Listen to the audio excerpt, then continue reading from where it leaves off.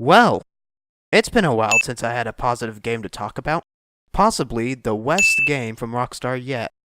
So, let's get started. So this Wild Wild West story starts off in the snow? Am I getting that right?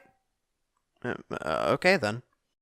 You're introduced to the main cast, but the most important are Arthur and Dutch. You use this Alaskan frontier to get used to the controls of Red Dead. However, this hand-holding doesn't go away for a long time. I'm 24% through the game at this point, and it's still giving me tips on how to use stuff. Now, one thing that is very obvious from the outset is good writing and voice acting. You hear that, Destiny? Or are your ears packed with silver dust? You hear that? What was that? This quality is comparable to The Witcher. Actually, this game's gameplay seems to be inspired by The Witcher 3 on some aspects. Surprising, since personally I didn't like The Witcher 3. Yeah, guess now, I didn't seriously like it. The main flaw of The Witcher 3 was feeling like too much of a game. Now this principle is selective. Just like you wouldn't want Super Mario Bros. To be a grounded, relatable experience with a down-to-earth sense, you don't want a game based on immersing you to have an insane amount of archaic elements. Much like you wouldn't want a spaghetti western to draw in 1911 instead of a 357 or 44.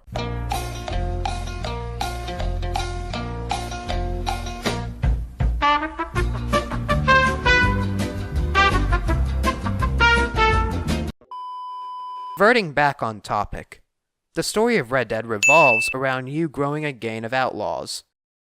While this concept is nice, its execution is subpar. The cast in Red Dead is very large, and since Red Dead wants to justify all these characters, it gives them their own unique missions and then you forget about them, trying to elevate them to the same level as Dutch or Arthur in the narrative. On top of that, they just keep on adding new ones. Like seriously, they just keep on adding them, they never stop. The story isn't great, which leaves gameplay and visual design to carry it. The gameplay of Red Dead is superb. You have health, stamina, and Deadeye. In order to keep these stats in great condition, you need to do normal things, like eat, or sleep. Red Dead finds a great balance between you having doing mundane tasks like this, and not having an apple mean the difference between life and death. The combat in this game is serviceable. Its layout is similar to Grand Theft Auto V's layout. Ironically, the scripted missions are some of the most boring, generic shooting galleries. Sounds so familiar, I wonder. Sounds so familiar. What the heck was that? In this game, the majority of its content comes from the world itself and the randomly triggered events in it. It keeps the game fresh for a while. You can hunt bears, collect bounties, even, if you wanted to, you could go to a town and punch a The open world has lots of things to do.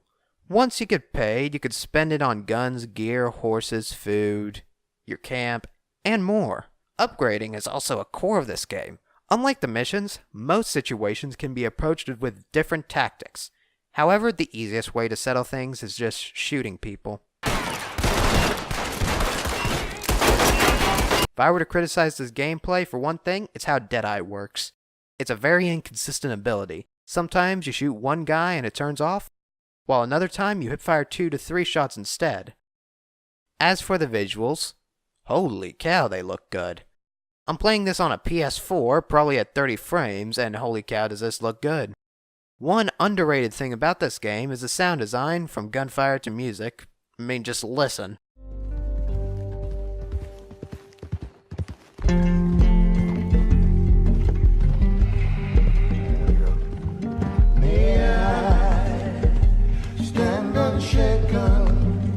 So in the end, do I recommend this game? To a point. It is a skippable experience, but if you have extra money or this goes on sale, get it. I've also heard unconfirmed rumors about a multiplayer being added into the game, and I expect it to run on the similar situation that Grand Theft Auto V's multiplayer has ran on. Pay to play. I'm Ash Awesome. Adios.